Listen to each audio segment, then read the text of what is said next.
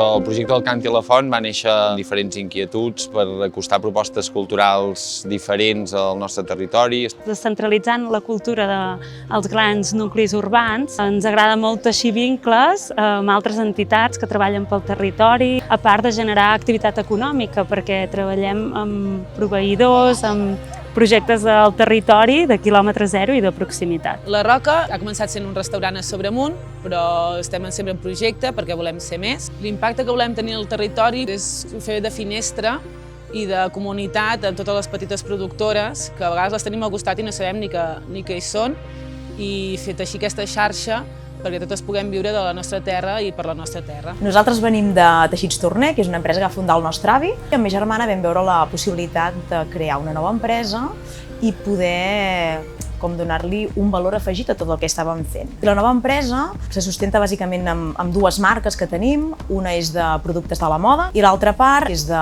productes per formatgeria i per alimentació. Un dels nostres reptes de futur és intentar evolucionar cap a productes cada cop més sostenibles. Intentar generar el mínim de residu, el mínim d'impacte, tant durant el procés com en el resultat final de l'entretela. La Cabirola és una associació de circ de Santa Eulàlia de Puigoriol i Lluçà, i al llarg de l'any realitzem diferents activitats. L'activitat més setmanal és la dels tallers de circ, altres activitats que fem dels laboratoris de circ, o organitzar algun monogràfic d'algun aspecte del circ un cop al trimestre. Creiem que el circ pot ser un moviment molt social, és una eina de cohesió cultural i de cohesió entre persones i entre edats. L'Escola de Música i Arts del Lluçanès és un servei públic, titularitat del Consorci del Lluçanès, que va néixer amb la finalitat d'apropar les arts i la cultura a tota la població del Lluçanès. L'oferta de l'EMAL es pot dividir en 4 eixos. El primer eix, que són cursos de llarga durada, un segon eix, que són els tallers de curta durada, activitats obertes a la ciutadania, i finalment projectes comunitaris o projectes de col·laboració amb entitats culturals i educatives del territori. L'EMAL, a part de ser un exemple de projecte innovador, també és un projecte realment transformador pel que fa al territori que abasta, que realment es podria exportar a molts altres territoris perquè treballant conjuntament es poden assolir objectius molt més potents. Les Vinyes és una cooperativa de treball que gestiona una finca de 25 hectàrees i a més som comunitat intencional. La granja està dissenyada amb criteris de permacultura i d'agricultura regenerativa i això ens permet, per una banda, caminar cap a la sobirania alimentària i, per una altra, mitigar el canvi climàtic en la mesura del que nosaltres podem.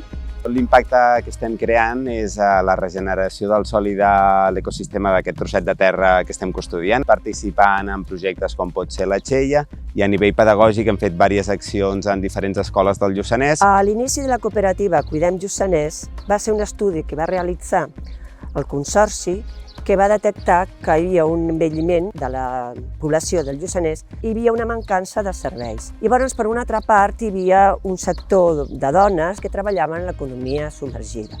Els nostres objectius són sobretot dos: oferir llocs de feina i oferir serveis de cures de qualitat. Cuidem ofereix un impacte de discurs i de valors, de donar a conèixer la importància de les cures de qualitat i de les cures com a element que han d'estar al centre de les polítiques públiques. Som niu verd, pollastres ecològics, els alimentem amb pinso ecològic i els tractem tot el bé que sabem.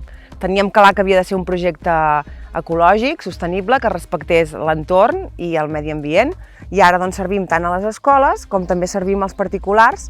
Llavors és important que puguem donar a conèixer un territori rural que es pot viure bé i que està una empresa familiar com la nostra aquí. La Rella és una publicació quinzenal gratuïta que fa més de 20 anys que es reparteix arreu del Lluçanès i bàsicament ha estat un element vertebrador del que és el territori, del que és la comarca. És periodisme de proximitat que fem recollint tota la informació de primera mà. L'impacte de la Rella és físic i momentani perquè deixem la Rella a més de 90 punts de tot el Lluçanès. És com una cohesió de tot el que es fa i de tots els grups que organitzen coses, doncs ho dona a conèixer a la Rella. El Trumfo neix després d'una feina que vaig fer per una sèrie de restaurants que buscaven producte local. Tota aquesta feina que tenia feta la vaig voler aprofitar, arrencar un restaurant aquí a la Torre Oristà.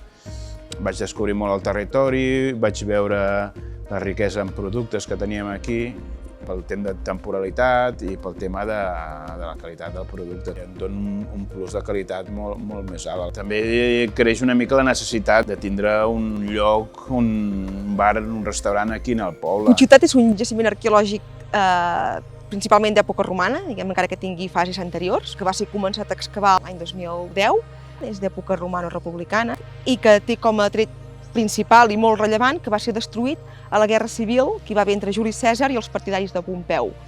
El fet que patís aquesta destrucció comporta que s'hagin conservat molts elements que, si el poblat hagués sigut abandonat, s'haurien perdut per sempre. Intentem treballar molt amb gent local, arqueòlegs de per aquí, joves fent formació. En el retorn de tota la feina que fem al territori, sense aquest retorn el projecte no té sentit. Dones que cremen romaní és un grup de dones que ens trobem quan ens va bé, quan en tenim ganes, i el que fem és conèixer-nos i tenir un espai de creixement a través de la lectura i de la interpretació de textos literaris. Tenir una trobada de dones al voltant de la cultura en un entorn rural doncs és un espai que potser hem creat o hem omplert i sobretot que ens enriqueix humanament i a través de nostre pot enriquir el territori.